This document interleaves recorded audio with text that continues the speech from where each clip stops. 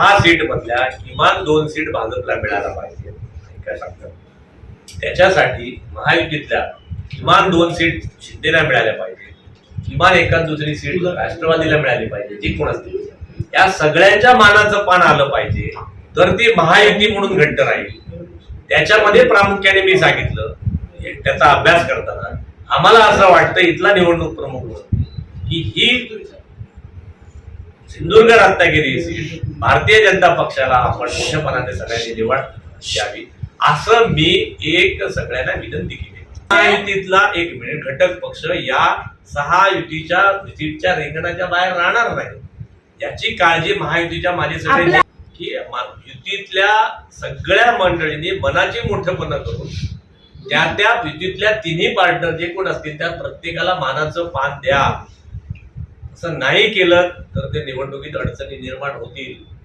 6च्या 6 म्हटलं म्हणून मी सांगितलं हे सगळ्याचा लेखाजोखा घेतल्यानंतर सिंधुदुर्ग रत्नागिरी ही भारतीय जनता पक्षाला वाटत घ्यावी असं भारतीय जनता पक्षाचं लोकसभा निवडणूक म्हणून मी माझ्या घटक पक्षाच्या सगळ्यांना हात जोडून विनंती करतो.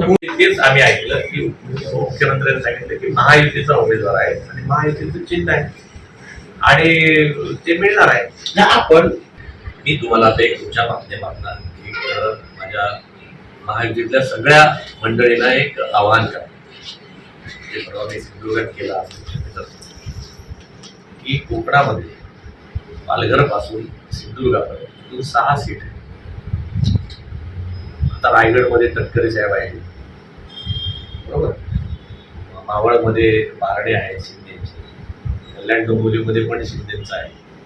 या सगळ्या गोष्टीवर मी त्या दिवशी पण आवाहन केलं आणि आजही आवाहन करतो युतीतल्या सगळ्या मध्ये या 6 मध्ये जसं रायगडची सीट रायगडला देणार अशा भारतीय जनता पक्षाला सुद्धा किमान 2 सीट तरी दिल्या पाहिजे तर ती महायुती पूर्ण होईल. त्यामुळे महायुतीमध्ये या 6 सीटमध्ये जर 2 सीट दिल्या तर महायुतीचं सर्कल पूर्ण होईल आणि मत ट्रान्सफर करायला कार्यकर्त्यांना काम करायला सोयीचं होईल आणि महायुतीच्या साईच्या साई जागा निवडून येण्याला मदत होईल. त्यामुळे प्रामुख्याने आमची मागणी अशी की सिंधुदुर्ग रत्नागिरी सीट ही महायुतीमध्ये भारतीय जनता पक्षाच्या वाट्याला येईल आणि त्यासाठी पालकमंत्री आमच्या रत्नागिरीतले असतील उदयजी सामंत, किरणजी सामंत, दीपकजी केसरकर या सगळ्यांनी मनाचा मोठेपणा. तसं ठाण्यातली सीट आहे ती भारतीय जनता पक्ष नाही मागू शकत कारण ते एकनाथ शिंदेचा गड आहे. जसं कल्याण डोंबिवलीमध्ये त्यांचा मुलगा आहे, रायगडमध्ये पण असेल किंवा तटकरे आहे ते तिथे त्यांचा गड आहे. तसंच सिंधुदुर्ग रत्नागिरी हे नारायण राणे साहेब आणि भारतीय जनता पक्षाचा पण गड आहे.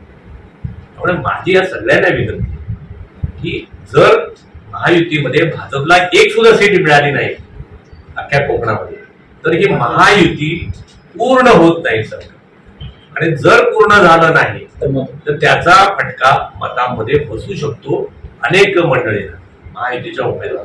म्हणून माझे हात जोडून विनंती आहे माझ्या सगळ्या सहकार्यांना.